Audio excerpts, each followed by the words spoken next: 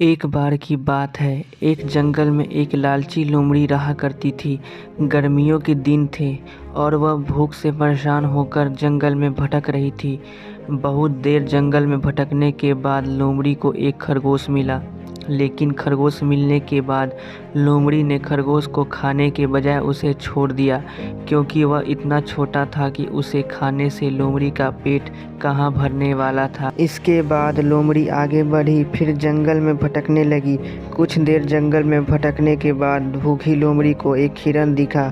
हिरन को देखते ही लोमड़ी के मुंह में पानी आ गया। लोमड़ी हिरन को पकड़ने के लिए उसके पीछे दौड़ने लगी।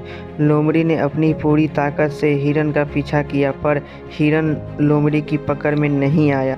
अब लोमड़ी खाने की तलाश में बहुत ही थक चुकी थी। जब लोमड़ी के हाथ में हिरन भी नहीं लगा तो लोमड़ी सोचने लगी कि इससे अच्छा होता वह छोटे से खरगोश को ही खा लेती जिसको उसने छोड़ा था। कुछ देर आराम करने के बाद लोमड़ी खरगोश को ढूंढने के लिए फिर जंगल में भटकने लगी। जंगल में खरगोश को ढूंढते हुए लोमड़ी वहां पहुंची जहां उसने खरगोश को देखा था, लेकिन लोमड़ी को वहां खरगोश नहीं दिखा।